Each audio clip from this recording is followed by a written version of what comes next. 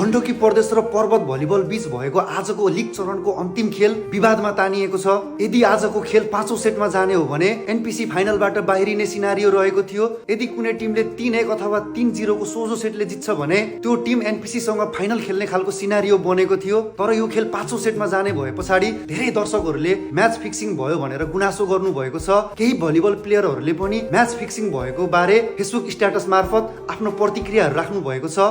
गण्डकी प्रदेशका पूर्व कप्तान हरि पाण्डेज्यूले फेसबुक स्ट्याटसमा लेख्नुहुन्छ, हाहा मुटु छैन तिमीहरूको, गण्डकी भनेर जिन्दगी सपोर्ट नगर्ने अबदेखि म बस गर्न मन छ भने आए हुन्छ थुक्का भनेर एउटा फेसबुकमा स्ट्याटस राख्नु भएको छ। त्यस्तै गरी नेपाल पुलिस क्लबका चर्चित ओपन स्पाइकर रेशम छन्तेलज्यूले पनि आफ्नो केही भनाइहरू राख्नु भएको छ।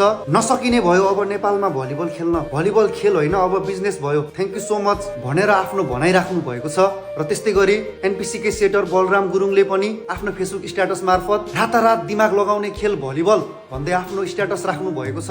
म पनि गण्डकी प्रदेशकै हो र म पनि भलिबलको एकदमै ठुलो समर्थक हो। आजको खेललाई निहालेर हेर्ने हो भने चौथो सेटमा गण्डकी प्रदेश भलिबल टिमले सोचे जस्तो खेल्न सकिरहेको थिएन। धेरै नम्बरको लिड हुँदा पनि उक्त गेम फिनिस गर्न सकेन। यदि गण्डकी प्रदेशले आज 3-1 को सेटमा पराजित गरेको भए भोलि नेपाल पुलिस क्लबसँग फाइनल खेल्ने थियो, जुन गण्डकी प्रदेश भलिबल सङ्घको लागि एकदमै राम्रो हुन्थ्यो। किन भन्दा यो भन्दा अगाडि नेपाल पुलिस क्लबलाई 3-0 को सोझो सेटमा हराइ पनि सकेको छ गण्डकीले र फाइनल जित्न पनि सजिलो हुन्थ्यो। र पर्वतसँग 5औं सेटमा गए पछाडि गण्डकी प्रदेशलाई फाइनल जित्नको लागि एकदमै कडा प्रतिस्पर्धा हुनेछ।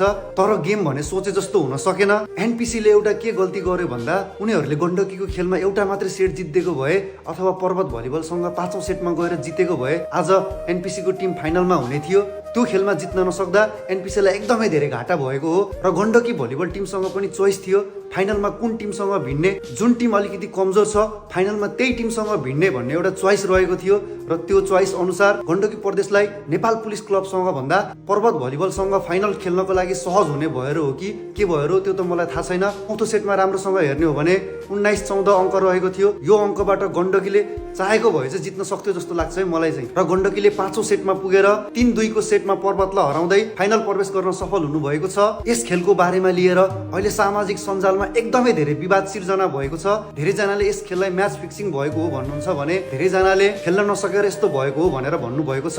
सबैजनाको आफ्नो आफ्नो धारणा रहेको छ। यो खेल 100% फिक्सिङ थियो कि थिएन यो त मलाई थाहा छैन। एज अ भलिबल फ्यान यदि यो कुरा साँचो हो भने यो एकदमै धेरै गलत हो, जसले नेपाली भलिबल क्षेत्रलाई एकदमै नराम्रो असर गर्न सक्छ। म भलिबल फ्यान हो, तपाईहरु पनि भलिबल फ्यान हुनुहुन्छ होला। नराम्रो गाली गर्ने र कमेन्ट चाहिँ नगर्दिनु होला। सबै भाषामा आफ्नो भनाइहरू राख्नु होला। सहीलाई सही र गलतलाई गलत चाहिँ भन्न सक्नुपर्छ जस्तो लाग्छ मलाई चाहिँ। यदि म्याच फिक्सिङ भएको थियो भने यो एकदमै गलत हो, तर भएको छैन भने गण्डकीले पुलिसलाई भन्दा पर्वतलाई हराउन एकदमै गाह्रो पर्न सक्छ, जो गण्डकी प्रदेश भलिबल फ्यान्सको लागि अलिकति दुःखको कुरा हो। हरि पाण्डे दाई गण्डकी प्रदेशको पूर्व कप्तान हुनुहुन्छ। उहाँको यस्तो स्ट्याटस देखेर एकछिन म पनि छक्क परेको थिएँ। भोलिको खेल त्रिभुवन आर्मी क्लब र नेपाल पुलिस क्लब बीच बिहान 11 बजे तेस्रो स्थानको लागि खेल हुनेछ भने भोलिको फाइनल खेल पर्वत भलिबल र गण्डकी प्रदेश भलिबल भोलि 2 बजे फाइनल भिड्दै हुनुहुन्छ। तपाईहरु सबै टिमलाई धेरै धेरै बेस्ट अफ लक भन्न चाहन्छु। आजको म्याचको बारेमा के भन्न चाहनुहुन्छ सबै भाषामा कमेन्ट गर्नु है त। जय नेपाल, जय भलिबल।